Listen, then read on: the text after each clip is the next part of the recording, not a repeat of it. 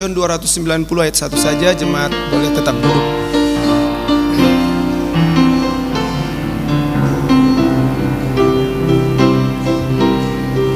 Sama-sama.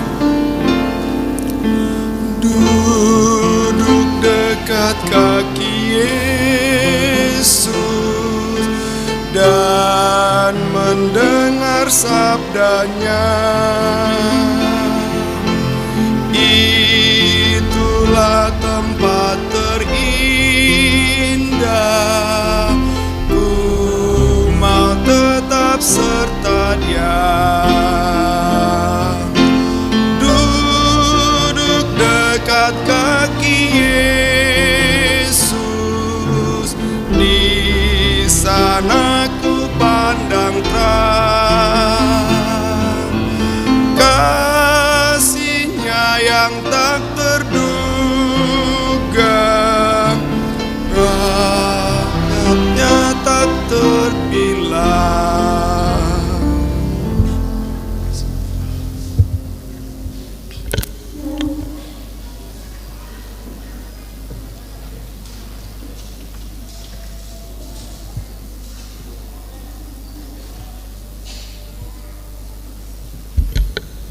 Shalom saudara-saudara yang kekasih dalam Tuhan.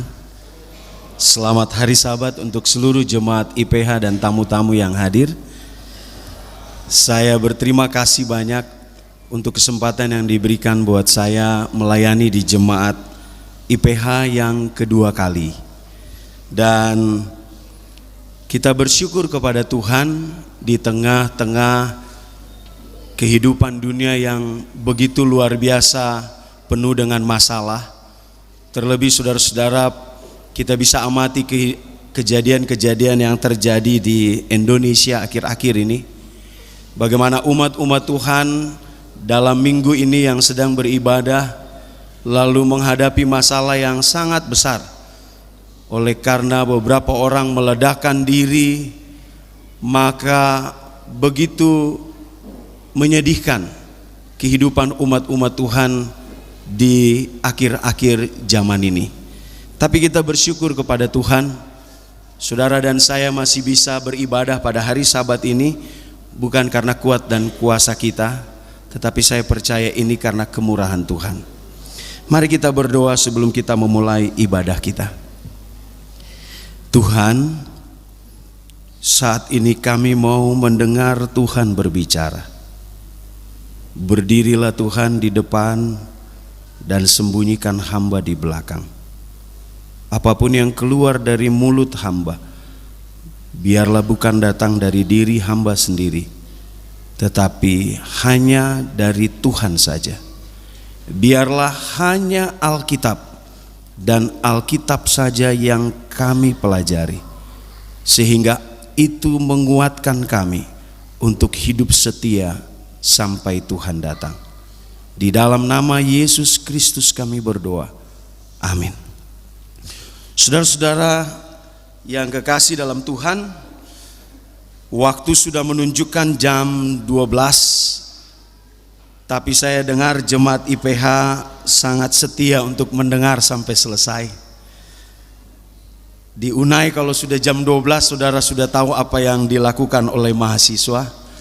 Itu sebabnya kami lebih cepat membuat ibadah supaya tepat jam 12 sudah selesai.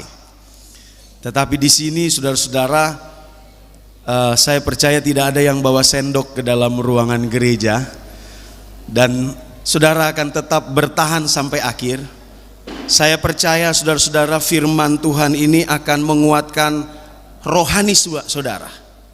Saudara akan pulang dengan kenyang secara rohani, karena kita akan membahas hanya Alkitab saja. Terima kasih untuk lagu pujian yang telah dibawakan oleh keluarga Tarigan, keluarga Gatot Dewadi, dan untuk lagu pujian yang dibawakan oleh anak-anak kami. Saya percaya itu membuka hati kita, mempersiapkan diri mendengar firman Tuhan. Amin saudara-saudara. Judul firman Tuhan pada hari Sabat ini adalah efek dari perselingkuhan dengan dunia. Ternyata perselingkuhan itu bukan hanya terjadi antara manusia dengan manusia, tapi perselingkuhan yang parah adalah terjadinya perselingkuhan antara manusia dengan dunia. Ada banyak umat Tuhan memiliki KTP dengan nama agama Kristen, tetapi kehidupan sehari-hari berselingkuh dengan dunia. Mereka memiliki Allah yang lain yang mereka cintai lebih daripada Tuhan. Dan perselingkuhan dengan dunia inilah awal dari semua perselingkuhan apapun yang membawa kehidupan kepada dosa. Perikop yang kita pelajari diambil dari buku Kejadian pasal 19. Saya mau saudara sudah bawa Alkitab dari rumah. Jangan kita biarkan Alkitab itu terus tertutup dan saudara hanya perhatikan ke slide. Tapi mari kita baca sama-sama, kita gali sama-sama, karena di dalamnya ada mutiara-mutiara kehidupan yang sangat menguatkan dan mengenyangkan kita. Kejadian 19 ayat 1 sampai ayat 29.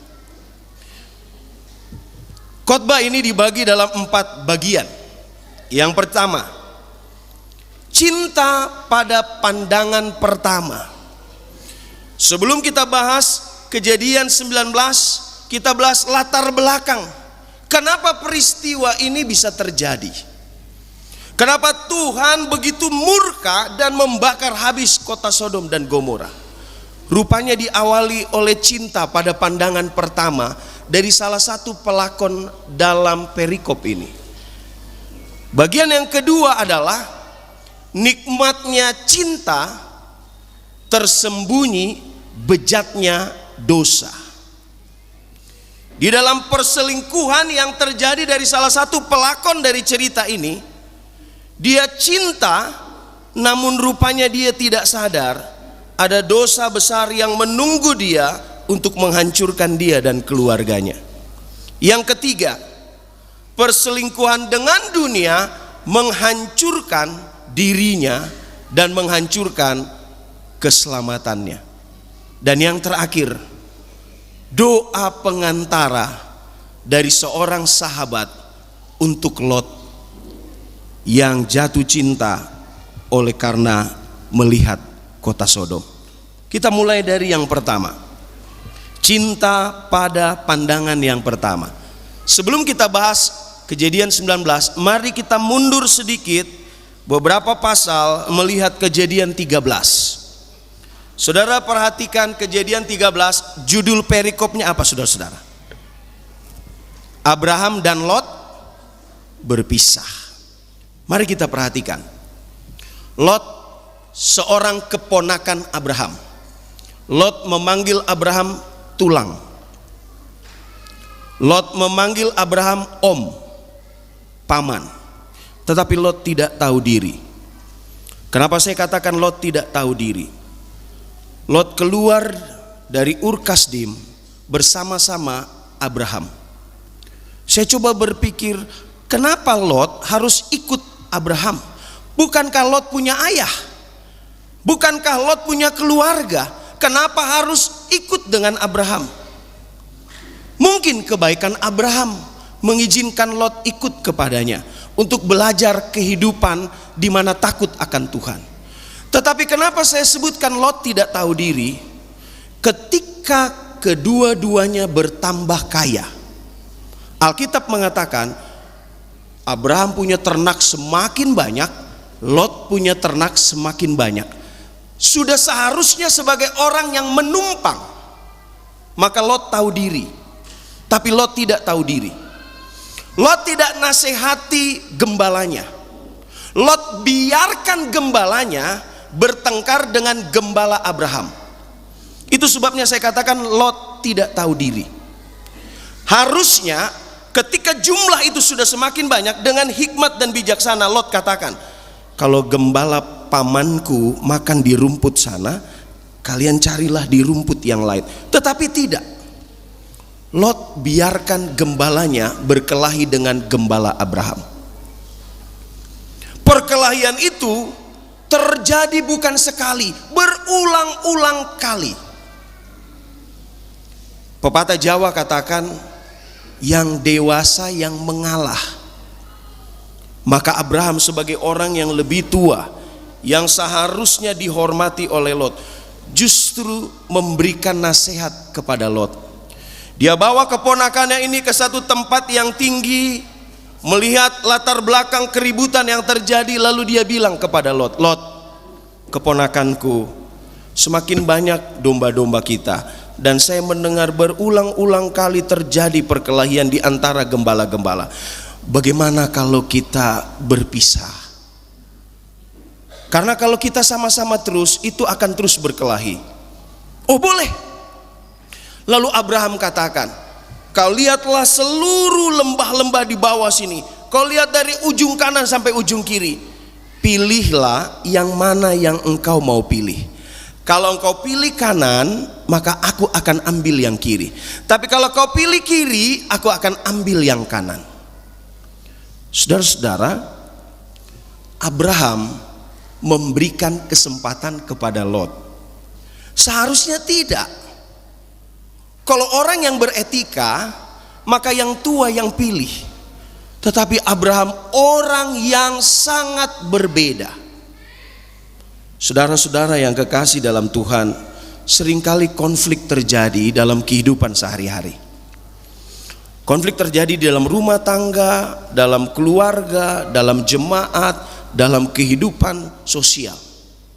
Dan konflik ini untuk mendamaikannya perlu orang yang punya hati seperti Abraham.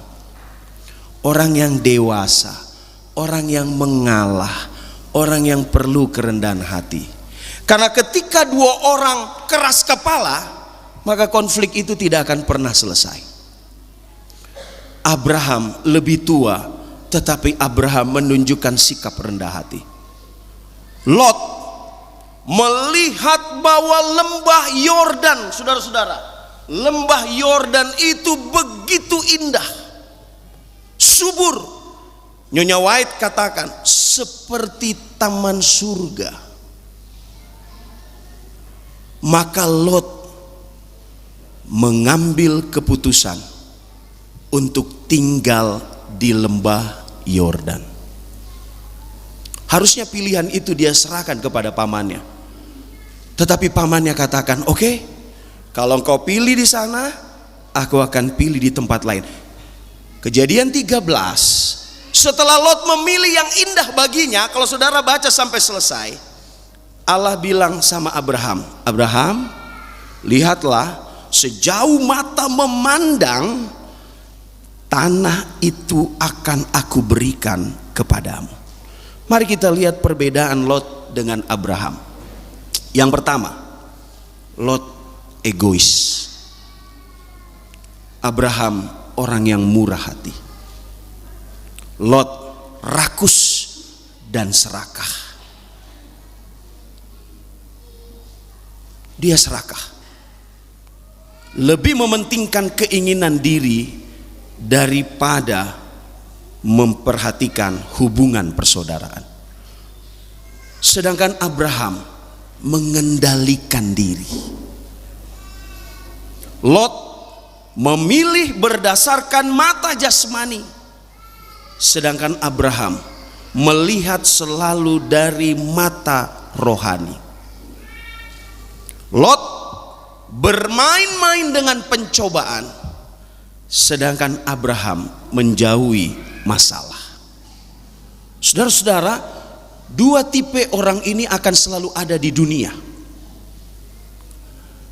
Dan seringkali buku renungan pagi kita beberapa waktu yang lalu katakan, seringkali orang yang tipe seperti Lot ini kelihatannya hidupnya enak-enak terus. Tetapi cerita ini akan mengajarkan kepada saudara dan saya, semua ada waktunya. Mari kita buka Kejadian 13 ayat 12 bagian akhir. Saudara perhatikan, kenapa saya suruh kita buka? Karena ada hal penting di dalam sana. Kejadian 13 ayat 12 bagian akhir. Lot menetap di kota-kota lembah Yordan dan berkemah di mana saudara? Dekat Sodom. Arti dekat Sodom, dia belum masuk di Sodom. Kalau ini kota Sodom, Lot di pinggir-pinggir kota Sodom, dia belum di dalam kota Sodom. Itu saya sebut Lot bermain-main dengan pencobaan. Doa Bapa kami mengatakan, jauhkanlah kami dari pencobaan. Tapi seringkali kita seperti Lot, kita tahu di sana pencobaan, tapi kita dekat-dekat dengan pencobaan. Kita nggak masuk ke pencobaan, tapi kita dekat-dekat dengan pencobaan. Dan pada akhirnya kita akan lihat dari dekat dia masuk ke dalam. Inilah latar belakang dari cinta pada pandangan pertama. Lot mengambil keputusan bukan bertanya kepada Allah, bukan memikirkan kerohanian istri, anak, dan dirinya, tetapi Lot memilih untuk tinggal di Sodom, lembah Yordan yang menarik itu, karena dia hanya melihat dengan mata jasmaninya, dan tanpa dia sadari pilihannya menghancurkan rumah tangganya. Itulah saudara-saudara, the effects of worldly affairs, perselingkuhan daripada hidup manusia dengan dunia. Kita masuk bagian yang kedua. Kita kembali ke Kejadian 19. Mari kita baca ayatnya. Saudara-saudara, buka Alkitab, kita baca. Kalau ada ayat-ayat kata-kata yang penting, garis bawahi. Kita mulai ayat yang pertama. Kejadian 19 ayat 1. Kedua malaikat itu tiba di Sodom pada waktu petang. Lot sedang duduk di pintu gerbang Sodom, dan ketika melihat mereka, bangunlah ia, menyongsong mereka, lalu sujud dengan mukanya sampai ke tanah. Saudara-saudara, mari kita lihat. Ada dua orang malaikat jalan kaki. Saudara tahu jalan kaki dari mana? Dari kemah Abraham. Baca satu pasal sebelumnya, saudara akan dapati sebenarnya ada 3 orang turun dari surga, mampir di kemah Abraham, dan dari 3 itu 1 ditahan Abraham untuk tawar menawar, dan 2 jalan terus ke Sodom. Itu sebabnya mereka jalan dari kemah Abraham dan tiba di Sodom. Ayat itu katakan pada petang hari. Mereka tiba di Sodom pada petang hari. Lot bukan lagi di dekat kota Sodom, tetapi sudah di mana, saudara-saudara? Sudah di dalam kota Sodom. Lihat itu, saudara-saudara. Hati-hati jika saudara merasa diri saudara dan saya kuat menghadapi pencobaan. Ada banyak orang muda merasa dirinya hebat ketika memilih pasangan hidup. Hati-hati. Tidak bertanya kepada Tuhan, tidak bertanya kepada orang tua, lalu merasa saya kuat. Dan pada akhirnya dia masuk di dalam pencobaan. Ada banyak orang muda hati-hati dalam mencari pekerjaan. Sering merasa saya kuat, saya hebat. Dari dekat-dekat dia masuk di dalam. Lot duduk di pintu gerbang. Saudara-saudara, menurut beberapa ahli, pintu gerbang Sodom atau pintu gerbang kota itu bukan asal-asalan. Pintu itu bukan hanya dijaga satpam, tetapi menurut beberapa komentator, pintu gerbang dari satu kota adalah tempat pertemuan, pusat berita, tempat transaksi bisnis. Bahkan beberapa pemimpin kerajaan menghakimi di pintu gerbang. Bahkan raja kadang-kadang menghakimi di pintu gerbang. Dan di pintu gerbang kota seringkali keputusan-keputusan penting diambil. Kalau baca kutipan ini, pertanyaan saya buat saudara, Lot duduk di pintu gerbang, apakah hanya untuk berdagang atau Lot punya satu jabatan penting? Menurut saudara, ya, Lot punya jabatan yang penting. Beberapa ahli Alkitab, komentator Alkitab mengatakan, yang merah saudara perhatikan, Lot kemungkinan besar adalah menteri perdagangan di wilayah Sodom dan Gomora. Sehingga tidak heran dia harus duduk di pintu gerbang, karena transaksi bisnis ada di sana. Dan ketika dia duduk di sana, dia lewat dua orang yang jalan pada sore hari. Dia pernah belajar dari Abraham. Ketika ada tamu yang datang, maka harus disongsong, harus disambut, dan bahkan diajak ke rumahnya. Ayat 2-3, mari kita lihat. Serta berkata, "Tuan-tuan, silakanlah singgah ke rumah hambamu ini. Bermalamlah di sini dan basuhlah kakimu. Besok pagi tuan-tuan boleh melanjutkan perjalanan." Jawab mereka, "Tidak. Kami akan bermalam di tanah lapang." Saudara tahu, kedua orang ini tahu situasi kota Sodom. Mereka adalah malaikat. Mereka sudah lihat semua situasi. Tapi mereka berpura-pura menolak Lot. "Tidak, kami tidur saja di lapangan." Apa maksudnya? Pena Inspirasi katakan, untuk menguji Lot. Masih adakah sedikit saja kebenaran dalam diri Lot? Ayat ketiga katakan, tetapi karena ia sangat mendesak, rupanya masih ada yang baik dari Lot. Singgahlah mereka masuk ke dalam rumahnya. Kemudian ia menyediakan hidangan bagi mereka, membakar roti yang tidak beragi, lalu mereka makan. Saudara-saudara,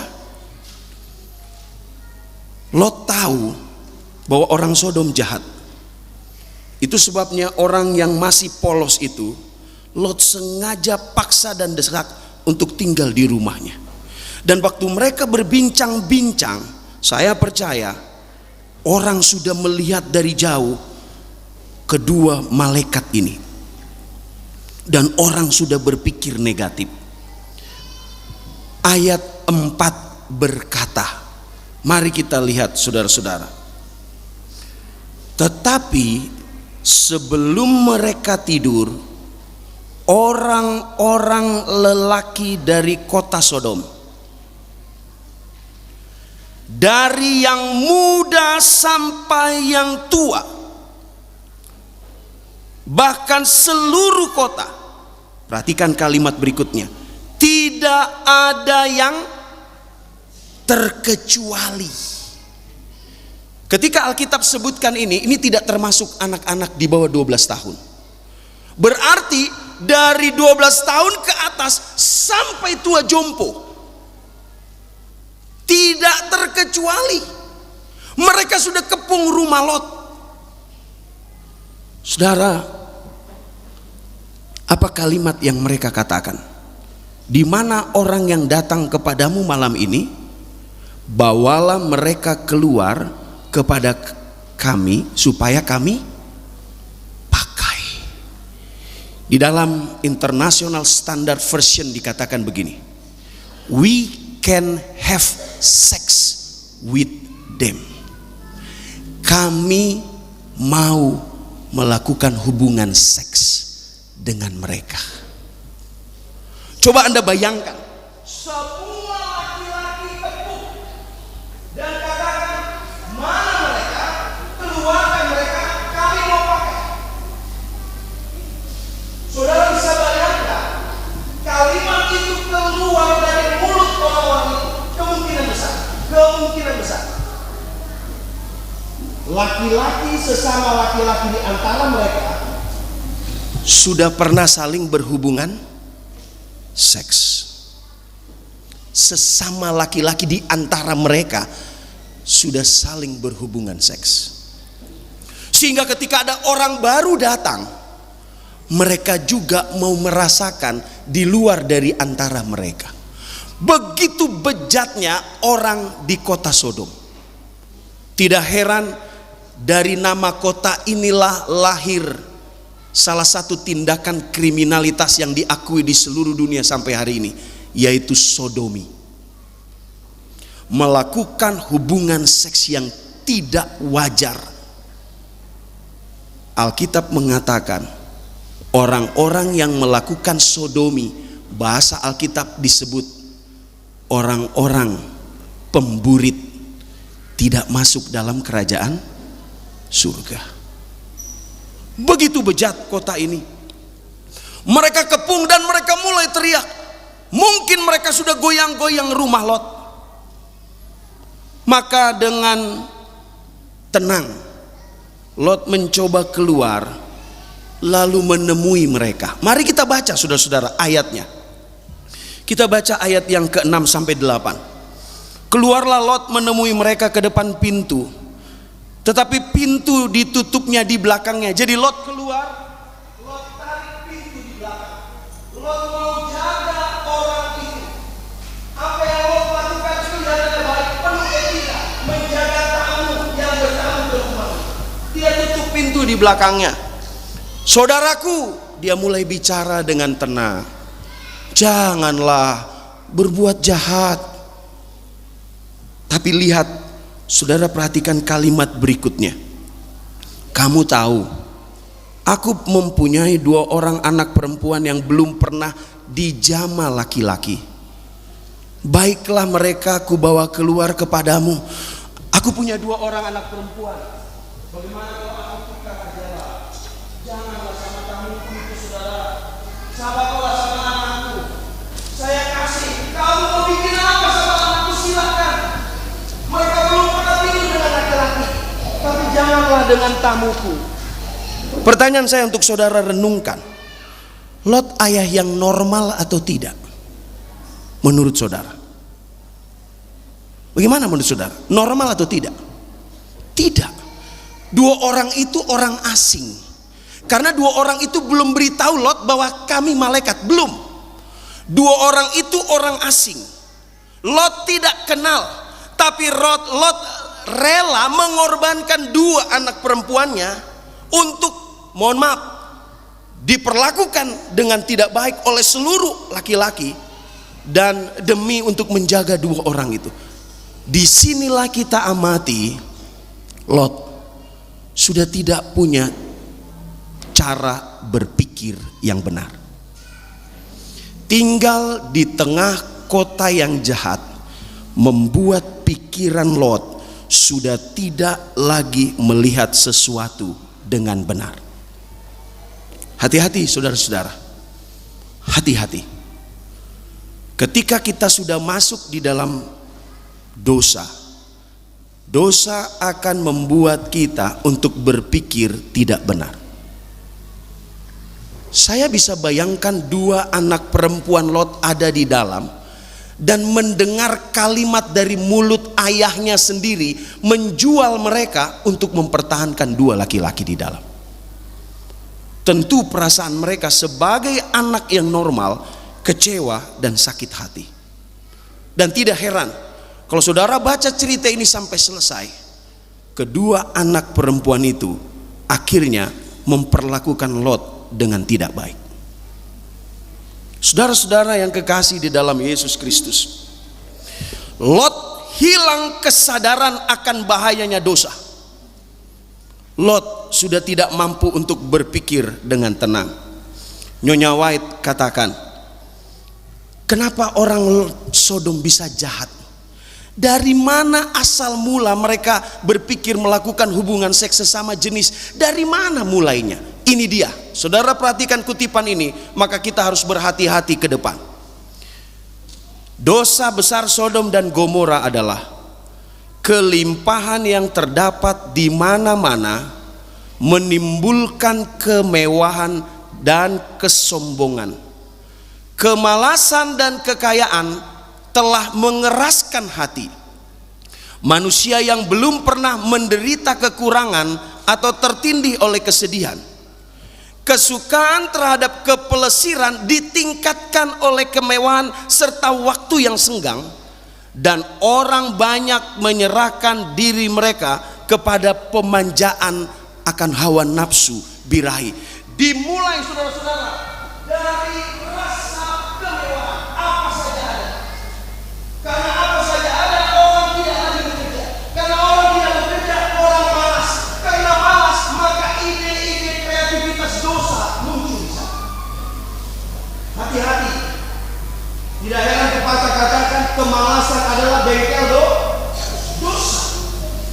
Seorang anak yang harusnya pergi ke sekolah untuk belajar, lalu dia mampir di tempat yang lain.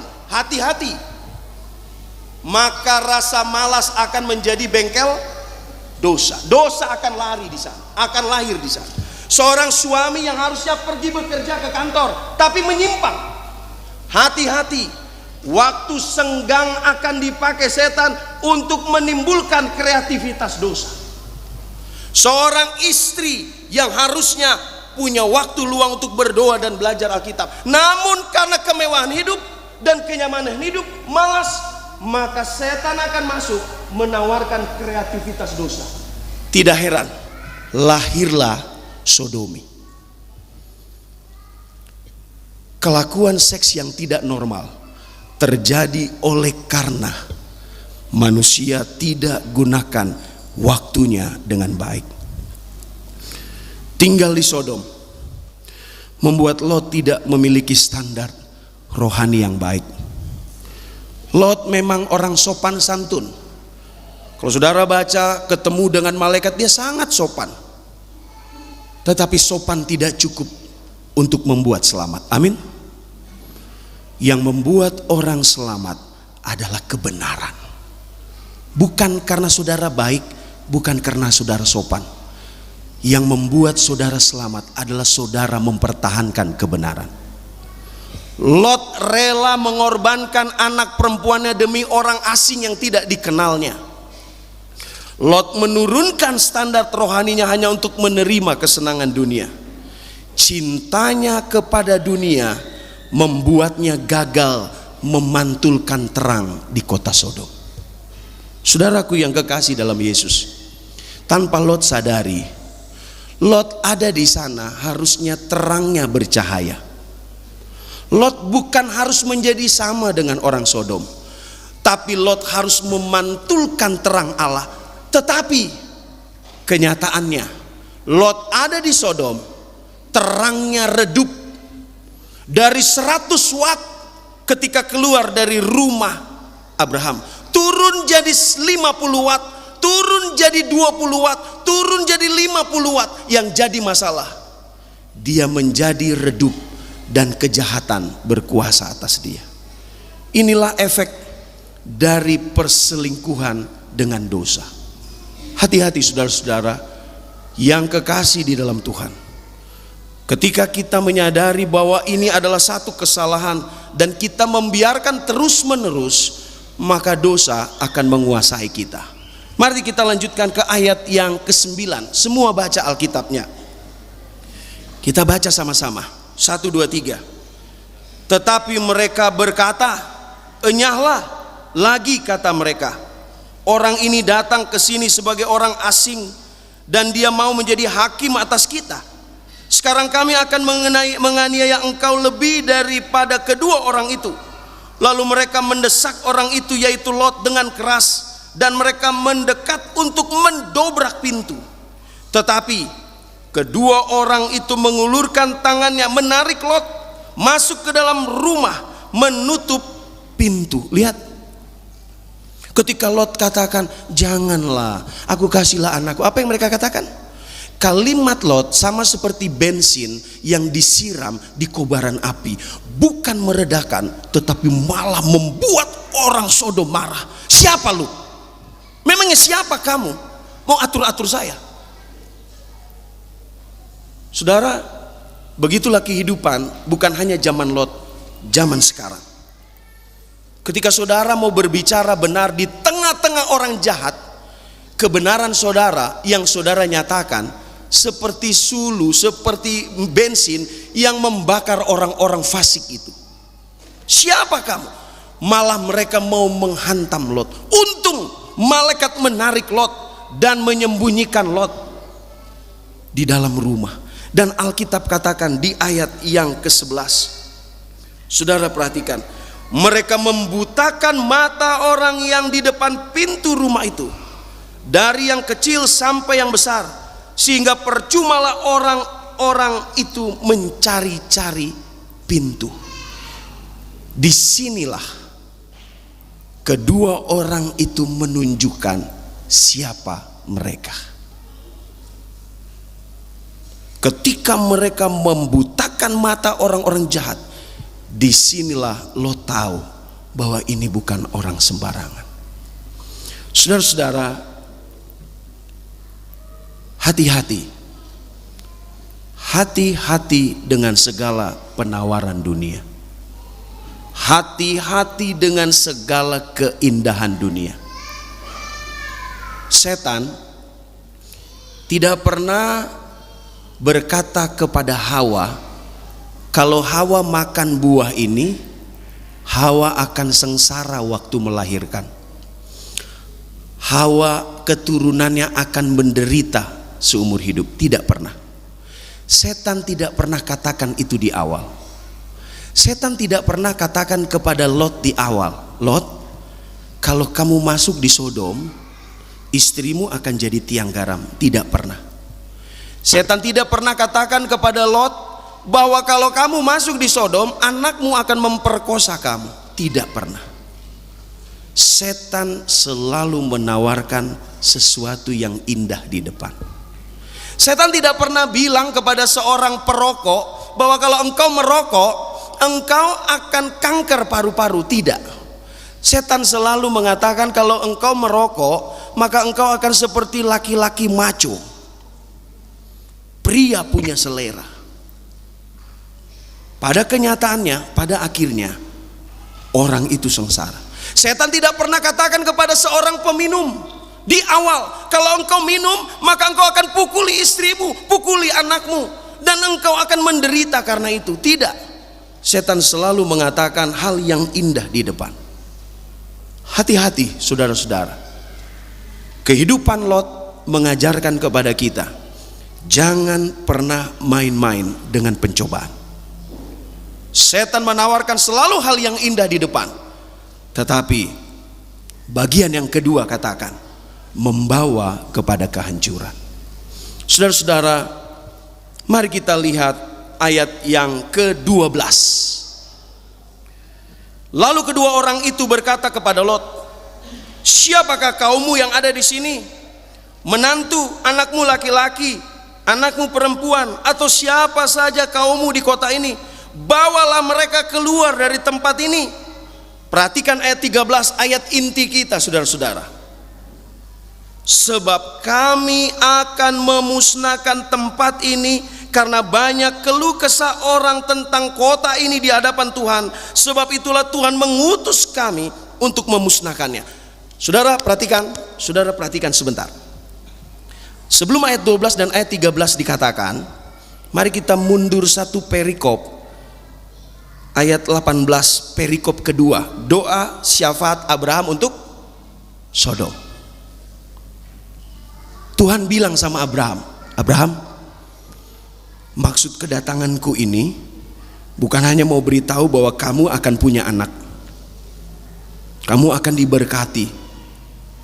Tapi maksud kedatanganku ini Abraham, aku akan menghancurkan Sodom. Kaget Abraham. Oh, kenapa Abraham kaget? Ada keponakannya yang sudah pilih dulu di sana. Abraham bilang, Tuhan, kita akan bersahabat. Mohon maaf kalau saya lancang. Bagaimana kalau ada 50 orang benar di sana Tuhan? Masa Tuhan yang adil akan membakar orang benar bersama-sama dengan orang jahat? Allah bilang, Abraham, kalau ada 50 orang benar, aku tidak jadi bakar kota Sodom. Tuhan bukan katakan tidak jadi bakar 50 orang itu, tidak. Tuhan bilang Tuhan tidak akan bakar kota Sodom kalau ada 50 orang benar. Lalu Abraham mulai hitung-hitung. Aduh Tuhan, mohon maaf nih, saya lancang. Kalau kurang 5, kalau 45 bagaimana Tuhan? Kalau ada 45 orang benar, aku tidak jadi bakar. Kalau 40 Tuhan? Kalau 40, aku juga tidak jadi bakar. Saudara lihat, siapakah manusia yang bisa tawar-menawar dengan Allah selain Abraham dalam Alkitab? Kenapa Abraham bisa tawar-menawar dengan Allah? Karena Abraham sangat dekat dengan Allah. Kemana saja dia pergi, ada dua hal yang tidak pernah lupa dia lakukan. Apa itu? Mesbah Setiap pagi Abraham akan selalu sembelih korban. Setiap sore Abraham selalu sembelih korban untuk berdoa kepada Allah. Saudara masih lakukan itu di rumah saudara pagi dan petang? Atau saudara sudah anggap itu hal biasa dan remeh? Abraham bisa tawar-menawar dengan Allah karena dia sangat dekat dengan Allah. Yang kedua, saudara tahu apa yang membuat Allah sangat akrab dengan Abraham? Bukan hanya mesbah. Abraham bukan hanya dekat dengan Allah, tapi dia dekat dengan sesama manusia. Ada banyak orang hanya dekat dengan Allah tapi tidak dekat dengan manusia, akhirnya jadi fanatik. Abraham tidak. Kemana saja Abraham pergi, mesti dia gali sumur, dan air yang didapat dari sumur itu dia tidak pakai untuk dirinya sendiri. Dia berikan kepada orang lain. Sekarang saya mau tanya kepada saudara-saudara. Saudara kenal tetangga saudara? Atau saudara tidak pernah keluar berkenalan dengan tetangga saudara? Atau saudara tidak pernah mengucapkan selamat pagi untuk mereka? Abraham menjadi berkat buat banyak orang. Tidak heran Alkitab mengatakan satu-satunya orang yang bisa tawar-menawar dari 50 sampai 10 itulah Abraham. Abraham katakan kepada Tuhan, mohon maaflah Tuhan, mohon maaf, hamba ini lancang. Bagaimana Tuhan kalau cuma 10? Kalau ada 10 orang benar Abraham, aku tidak akan membakar kota Sodom. Itu sebabnya saudara perhatikan ayat 12 dari Kejadian 19. Coba saudara perhatikan lagi. Mari kita lihat Alkitab kita, saudara-saudara. Lalu kedua orang itu berkata kepada Lot, siapakah kaummu yang ada di sini lagi? Menantu, anakmu laki-laki, anakmu perempuan, siapa saja kaummu di kota ini, bawa mereka keluar. Malaikat mau hitung ada lebih dari 10 atau tidak. Lot, bawa semua. Karena Allah ingat perjanjian dia dengan Abraham. Lalu apa yang terjadi? Malaikat cerita, kami ini datang karena diutus oleh Allah untuk membakar. Mari kita lihat saudara-saudara, adakah lebih dari 10? Ayat yang ke-14. Mari kita lihat ayat yang ke-14. Keluarlah Lot, berbicara dengan kedua bakal menantunya yang akan kawin dengan kedua anak perempuan. Katanya, bangunlah, keluarlah dari tempat ini, sebab Tuhan akan memusnahkan kota ini. Perhatikan kalimat berikutnya saudara-saudara. Tetapi ia dipandang oleh kedua bakal menantunya itu sebagai orang yang berolok-olok. Saudara, menurut saudara, apakah Abraham tinggal di Sodom 1 tahun atau bertahun-tahun? Bagaimana menurut saudara? Bertahun-tahun atau baru 1 tahun? Bertahun-tahun. Amin. Lot gagal menjadi penginjil di kota itu. Harusnya Lot ada di situ, sudah ada penarikan jiwa di kota itu. Amin. Harusnya Lot tinggal di tempat itu. Jangankan orang luar, lingkungan dalam keluarga ada yang dibaptis, ada yang ikut Tuhan. Tapi coba perhatikan, dia pergi ke calon anak mantunya, lalu calon anak mantunya menertawakan dia. Kutipan Nyonya White katakan begini saudara-saudara, tetapi kepada mereka ia kelihatannya seperti seorang apa? Penipu. Berarti saya mau tanya saudara, berarti Lot sering bicara rohani atau tidak? Menurut saudara? Tidak. Ketika seseorang yang takut akan Tuhan, dia membawa keluarga atau tetangga untuk dekat dengan, kenal dengan Tuhan, maka orang akan tahu kita adalah orang yang dekat dengan Tuhan. Tetapi lucunya Lot, dia cerita bahwa kota ini akan hancur. Dia dianggap sebagai apa? Penipu. Mereka menertawakan perasaan takut Lot yang bersifat takyul. Anak-anak perempuan Lot juga terpengaruh. Saudara bayangkan, Lot kasih penginjilan untuk orang-orang, kamu bakal ngapain malam ini? Mereka katakan, jangan tipu, jangan bohong. Itu menunjukkan bahwa Lot tidak pernah menyindir, Lot tidak pernah menceritakan tentang Allah sampai dia dianggap seorang pendusta. Saudara-saudara yang kekasih dalam Yesus Kristus, bagaimana dengan saudara dan saya? Adakah garam kita dirasakan oleh orang lain? Adakah terang saudara menerangi orang lain? Apakah orang lihat hidup saudara dan orang katakan, itu dia orang yang sangat dekat dengan Tuhan. Orang itu adalah orang yang dekat hubungannya dengan Tuhan, atau tidak? Saudara, coba saudara perhatikan ayat yang ke-15. Ketika fajar menyingsing, kalimat pertama ini memberitahu kepada kita, sepanjang malam Lot pergi bukan hanya kepada anak mantunya. Lot pergi kepada banyak orang untuk kasih tahu ini mau dihancurkan. Tapi tidak ada satu jiwa pun yang ikut Lot. Saudara, karena fajar sudah menyingsing, maka malaikat berkata, bangunlah, bawalah istrimu, kedua anakmu yang ada di sini, supaya engkau jangan mati lenyap karena kedurjanaan kota ini. Malaikat bilang, bangun.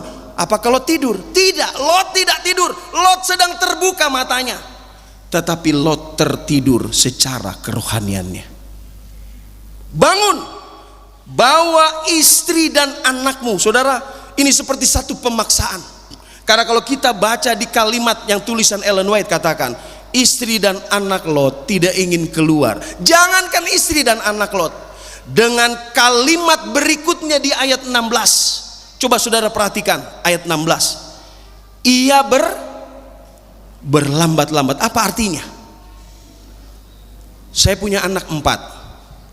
Satu lagi 1000 missionary, 5. Yang satu lagi 1000 missionary. Kalau saya sudah perintahkan, kamu siapin makanan untuk anak-anakmu, lalu dia mulai jalannya begini, saudara. Gimana perasaan seorang orang tua? Berat hati dia. Apalagi kalau mukanya sudah mulai apa? Lot menunjukkan bahwa dia tidak mau keluar. Dia berlambat-lambat. Ini menunjukkan bahwa Lot, istri, kedua anaknya tidak ingin keluar dari Sodom. Saudara-saudara, maka tangan istri, tangan kedua anaknya dipegang oleh kedua orang itu. Kalimat ini mengatakan, sebab Tuhan hendak mengasihani dia. Lalu kedua orang itu menuntunnya keluar kota dan melepaskannya di sana. Sesudah kedua orang itu menuntun mereka sampai keluar, berkatalah seorang, lari, selamatkan nyawamu, jangan menoleh ke belakang, jangan berhenti dimanapun juga di lembah Yordan, larilah pegunungan supaya engkau jangan mati lenyap. Saudara perhatikan, 4 petunjuk ketika malaikat tarik. Jadi kalau ikut betul, mereka itu diselamatkan karena ditarik, dipaksa, dipegang tangannya dan dibawa keluar. Dan malaikat bilang ada 4 syarat. Yang pertama, lari, selamatkan nyawamu. Malaikat mau bilang, Lot, selamatkan nyawamu, jangan kedudukanmu, jangan hartamu kau pikir-pikir, nyawamu lebih penting, Lot. Dan hari ini malaikat firman Tuhan mau mengingatkan kepada saudara, selamatkan nyawamu, saudara. Seringkali kita umat Tuhan tidak pikirkan keselamatan kita. Yang kedua, jangan menoleh ke belakang. Apa maksudnya, saudara? Jangan ingat-ingat itu harta dunia, Lot. Engkau mati, engkau tidak bawa apa-apa. Ayub katakan, saudara, dengan telanjang aku lahir ke dunia ini, dengan telanjang juga aku apa? Mati. Saudara lahir ke dunia ini, gigi aja nggak ada, betul? Ompong. Waktu saudara mati, mohon maaf, gigi sebelum mati itu putus satu-satu, itu menggenapi nubuatan. Gigi saja kita nggak bawa. Lot tidak membawa apa-apa. Jangan ingat-ingat. Yang ketiga, jangan berhenti. Saudara, seringkali kita punya kerohanian berhenti, stagnan. Tuhan bilang kita harus bertumbuh secara rohani, kita berkembang secara rohani, tapi pada kenyataannya seringkali kita stop di dalam rohani. Secara materi kita meningkat, tetapi secara rohani kita tinggal di tempat. Dan yang keempat, perhatikan kalimat yang keempat, larilah kemana? Kemana gunung itu, saudara? Bukan ke Unai, ke tempat yang tinggi, bukan. Lari ke gunung. Gunung adalah satu tempat yang tinggi, dan Tuhan ada di tempat yang tinggi. Malaikat mau katakan kepada Lot, lari kepada Tuhan. Lari hanya kepada Tuhan saja. Saudara-saudara yang kekasih di dalam Yesus Kristus, apakah Lot ikuti syarat-syarat itu? Apakah istri dan anak-anaknya ikuti syarat-syarat itu? Ini dia yang jadi masalah. Istri Lot menjadi tiang garam. Ada alasan, dan ayat ini katakan. Mari kita lihat. Kata Lot kepada mereka, Lot bicara sama malaikat. Saudara bayangkan, kedua malaikat itu tidak punya untung apapun dari peristiwa hari itu. Amin. Mereka hanya disuruh oleh Allah, tidak punya untung apa-apa. Kedua malaikat itu mendatangkan keuntungan bagi Lot. Kalau ikut betul, Lot harusnya dibakar. Tapi mereka, karena Allah mengasihani, mereka ditarik oleh malaikat keluar. Sudah sampai di luar, malaikat katakan 4 hal. Lari, jangan toleh ke belakang, lari terus, lari ke pegunungan. Malah ini yang datang dari Lot. Mari kita lihat ayat 18-20. Kata Lot kepada mereka, janganlah kiranya demikian Tuanku. Sungguhlah hambamu ini telah dikaruniai belas kasihan di hadapanmu, dan Tuanku telah berbuat kemurahan besar kepadaku dengan memelihara hidupku. Kalimat Lot lembut dan sangat beretika, itu kelebihan Lot. Orang yang beretika, orang yang kalau bicara itu pikir-pikir. Tapi lihat kalimat berikutnya, tetapi jika aku harus lari ke pegunungan, pastilah aku akan tersusul oleh bencana itu, sehingga matilah aku. Saudara, Tuhan yang jamin keselamatannya, tapi Lot meragukan jaminan Allah. Tuhan bilang lari ke gunung, Lot lari ke gunung, tapi Lot meragukan. Lot bilang, aku nggak mungkin, nanti aku kena susul, aku akan mati. Tuhan menawarkan keselamatan, Lot menawarkan keinginan diri. Mari lihat. Sungguhlah kota yang di sana itu cukup dekat kiranya untuk lari ke sana. Kota itu kecil, izinkanlah kiranya aku lari ke sana. Bukankah kota itu kecil? Jika demikian nyawaku akan terpelihara. Saudara tahu kenapa Lot tidak mau lari ke gunung? Lot lari ke Zoar. Padahal rencana Tuhan akan membakar hari itu juga Zoar bersama-sama dengan Sodom dan Gomora dan semua kota-kota lembah Yordan. Karena Lot masih pikir hartanya. Lot masih berpikir, kalau saya ada di kota sana, saya akan mulai dari nol lagi, dan saya akan berbisnis lagi, bertransaksi lagi, maka saya akan bisa hidup seperti dulu lagi. Itu yang ada di otak Lot. Yang dia pikirkan bukan keselamatan dirinya, keselamatan anaknya, keselamatan istrinya. Yang dia pikirkan adalah diri sendiri. Tidak heran di awal kita katakan Lot orang yang rakus. Saudara-saudara yang kekasih dalam Yesus, bagaimana jawaban Allah lewat malaikat-malaikat? Mari kita lihat kutipan para nabi dan bapa. Saudara, ada kutipan yang sangat bagus ditulis oleh para nabi dan bapa. Tetapi Lot berlambatan, sekalipun setiap hari merasa susah menyaksikan perbuatan-perbuatan yang kejam. Ia tidak punya pandangan yang sebenarnya tentang kejahatan-kejahatan yang keji. yang dilakukan di kota yang jahat itu, ia tidak menyadari akan perlunya hukuman Allah untuk menghentikan dosa. Perhatikan yang huruf besar semua.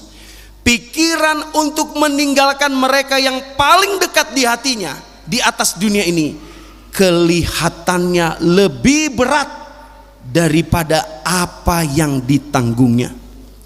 Dipengaruhi oleh rasa susah, ia berlambatan dan enggan untuk pergi dari tempat itu.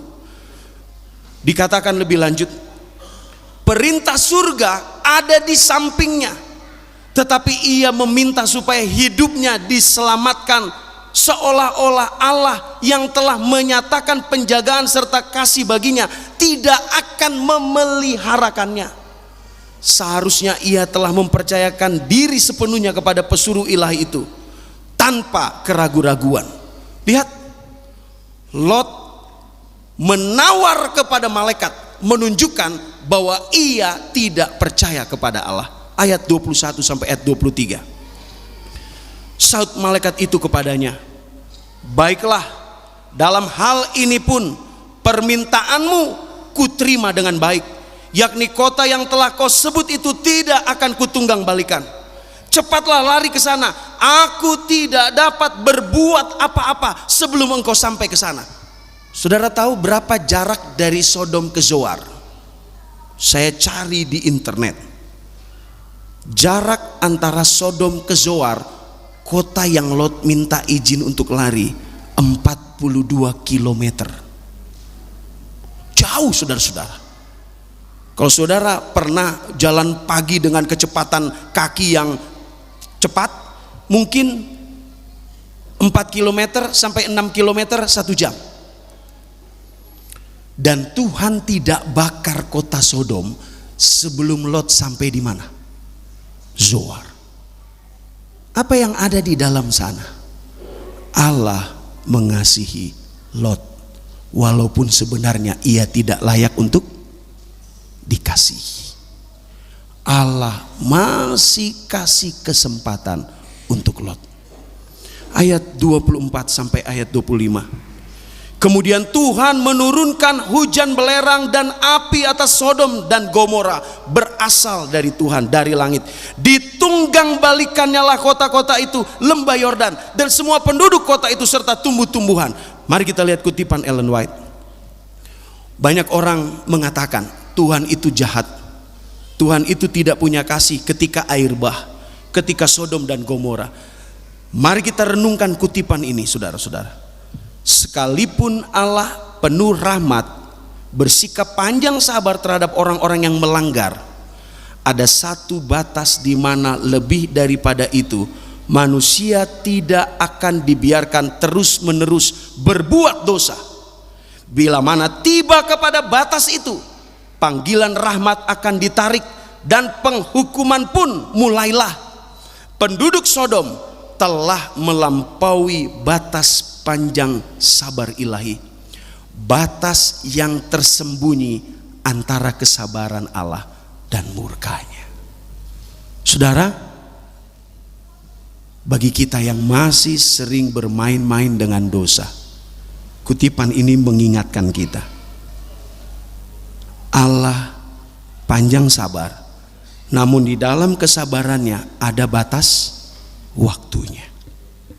Bagi kita yang masih menyimpan-nyimpan dosa kesayangan kita, saudara, karena saudara katakan, saya katakan, oh Tuhan itu kasih karunia-Nya besar. Kalaupun saya berdosa, Dia ketika kita minta ampun, Dia akan ampuni. Benar. Tapi hati-hati. Batas itu ada waktunya. Ayat 26. Inilah yang terjadi ketika Lot bermain-main. Tetapi istri Lot berjalan mengikutinya, menoleh ke belakang, lalu menjadi apa? Tiang garam. Saudara perhatikan kutipan ini. Kenapa istrinya tidak jadi tiang garam? Coba saudara perhatikan. Tetapi istri Lot, apa katanya? Berjalan baik. Sekarang mari kita coba gambarkan situasi perjalanan. Lot jalan di depan. Kalau mengikuti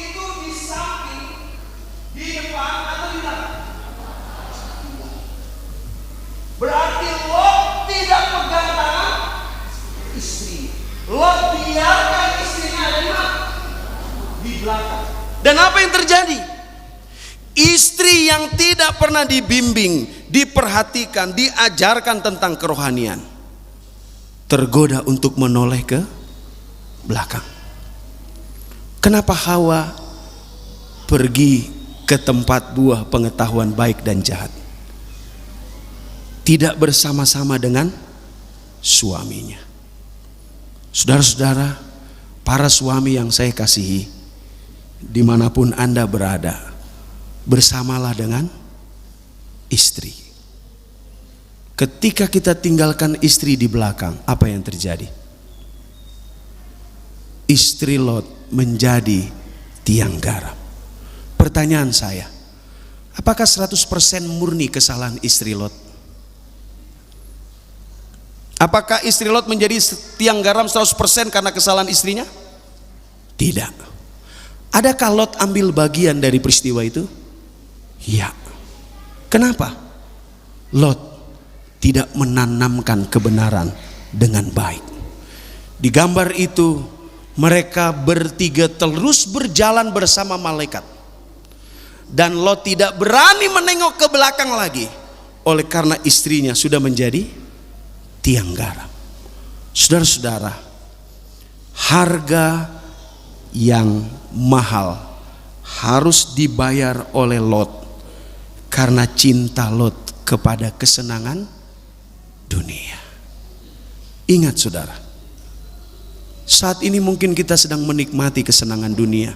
Kita sedang dibayar oleh setan dengan hal-hal yang indah. Tetapi ingat, tidak ada yang gratis dari setan. Tidak ada yang gratis. Setan meminta nyawa kita sebagai jaminannya. Lot masuk ke Sodom membawa harta yang banyak, betul? Waktu dia berpisah dari Abraham, bukankah Lot orang yang kaya? Betul tidak? Dia bawa ke pinggir Sodom harta yang sangat banyak. Akhirnya harta itu dia masukkan ke dalam Sodom. Tetapi waktu dia keluar dari Sodom, adakah harta yang dia bawa? Tidak ada satupun harta yang dia. Kenapa? Dia salah dalam memikirkan keselamatannya. Yang kedua, saudara perhatikan, Lot kehilangan istri karena tidak memberikan bekal rohani yang baik bagi rumah tangganya. Kalau Anda baca perikop selanjutnya di Kejadian pasal 19 sampai selesai, Lot tinggal di Zoar. Tidak lama kemudian Lot lari dari kota Zoar, dan kota itu pun akhirnya dibakar. Menurut pena inspirasi, kota itu dibakar. Tetapi sebelum kota itu dibakar, pada waktu Lot sudah keluar, akhirnya dia lari, dia tinggal di goa bersama kedua anaknya. Apa yang terjadi? Kedua anak perempuannya memberikan minuman supaya Lot mabuk, dan kedua anak perempuannya itu memperkosa Lot secara bergantian. Bagaimana bisa itu muncul di otak anaknya? Kehidupan di dunia berdosa membuat dosa menjadi begitu luar biasa kreativitasnya. Dan keturunan dari kedua anak perempuan Lot yang diperkosa, yang memperkosa bapaknya, Moab dan Amon, menjadi musuh bebuyutan bangsa Israel, keturunan dari Abraham. Saudara-saudara, apa yang pena inspirasi katakan? Mereka yang mendengar panggilan Injil yang mengajak orang berdosa untuk bertobat dan tidak mempedulikannya adalah lebih bersalah kepada Allah daripada penduduk yang ada di padang Sodom. Kutipan itu belum selesai. Mari kita baca kutipan selanjutnya. Dan mari kita baca sama-sama saudara-saudara. 1, 2, 3. Lebih besar lagi adalah dosa mereka yang mengaku kenal Allah dan menurut hukum-hukumnya, tetapi menyangkal Kristus di dalam tabiat serta hidup mereka sehari-hari. Orang yang diinjili tidak mau bertobat, dosanya lebih besar daripada orang Sodom. Tapi lebih besar lagi orang yang sudah bertobat, yang mengatakan dirinya umat Allah, tetapi menyangkal Yesus dalam kehidupan sehari-hari. Kutipan pena inspirasi katakan, kekafiran sedang merajalela di banyak gereja di dunia ini. Bukan kekafiran dalam arti yang luas, yaitu penyangkalan yang terang-terangan terhadap Alkitab, melainkan satu kekafiran yang berpakaian jubah kekristenan. Sementara itu ia mencoba menghancurkan iman terhadap Alkitab sebagai satu wahyu dari Allah. Ketekunan serta kesalehan yang sangat penting itu telah diganti oleh formalitas yang dangkal. Sebagai akibatnya, kemurtadan dan nafsu merajalela. Kristus mengumumkan, demikian juga seperti yang terjadi di zaman Lot. Apa yang terjadi di zaman Lot sedang terjadi saat ini. Bukan hanya di luar, saudara, tapi dalam kehidupan umat Tuhan. Efek dari perselingkuhan dengan dosa. Mari kita tutup firman ini dengan membaca 2 ayat terakhir. Coba kita baca ayatnya. Kejadian 19 ayat yang ke-27, 28 dan 29, 3 ayat. Ketika Abraham pagi-pagi pergi ke tempat ia berdiri di hadapan Tuhan itu. Saudara, di manakah Abraham pagi-pagi berdiri menghadap Tuhan? Di mana? Di Mesbah. Tahukah saudara, ketika saudara worship renungan pagi dengan istri dan anak, saudara sedang menghadap siapa? Tuhan. Ketika Abraham berdiri, ayat 28 saudara-saudara, dikatakan, dan memandang ke arah Sodom dan Gomora serta ke seluruh tanah lembah Yordan, maka dilihatnyalah asap dari bumi membumbung ke atas sebagai asap dari dapur peleburan. Perhatikan ayat terakhir. Inilah yang sebenarnya rahasianya kenapa Lot diselamatkan.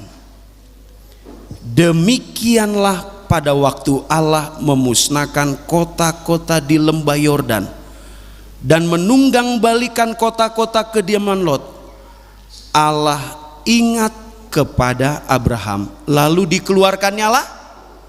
Jadi siapa yang membuat Lot menjadi selamat? Doa dari siapa? Abraham. Bukan Lot membuat diri Lot diselamatkan. Karena kita sudah belajar, Lot harusnya binasa. Tetapi Allah ingat doa Abraham, doa pengantara Abraham. Tuhan, tolong, kalau ada orang benar di sana, jangan bakar mereka bersama dengan orang jahat. Dan karena doa itulah Lot diselamatkan. Saudara, para ibu yang saya kasihi, mungkin saat ini suami Anda tidak bersama dengan Anda, oleh karena mereka melakukan hal-hal yang tidak baik, meninggalkan Anda. Mungkin ada di antara para ibu dan bapak yang anak-anaknya mulai tidak benar, lari dari Tuhan, melakukan hal-hal yang menyakiti hati Anda dan hati Tuhan. Mungkin ada di antara saudara, kakak beradik yang saat ini punya masalah, tidak bersama-sama saudaranya di gereja dengan saudara. Jangan putus harapan. Berdoalah seperti Abraham. Tuhan, jaga suamiku, jaga istriku, jaga anak-anakku, jaga abang dan adikku yang hari ini mereka mulai jauh dari Tuhan. Mereka mulai terlibat dengan narkotika, mereka mulai memakai obat-obatan, rokok. Suamiku Tuhan sudah mulai jauh dariku, tidak setia kepadaku. Jaga mereka Tuhan, ingatkan mereka Tuhan. Doalah seperti Abraham berdoa kepada Lot, maka doa saudara akan didengar oleh Tuhan, dan Tuhan akan berikan kesempatan kepada mereka semua. Amin. Doa saudara membuat keluarga saudara yang sudah menyimpang diberikan kesempatan oleh Tuhan untuk diselamatkan. Lot diselamatkan karena doa dari Abraham. Biarlah firman ini akan menjadi kekuatan buat saudara dan saya. Jangan tertarik keindahan dunia hanya dengan mata jasmani. Ajarkan kepada istri dan anak-anak serta suami kita untuk setia kepada Allah. Dan berdoalah untuk orang-orang yang mungkin hari ini sedang jauh dari Tuhan. Semoga Tuhan memberkati kita semua. Amin.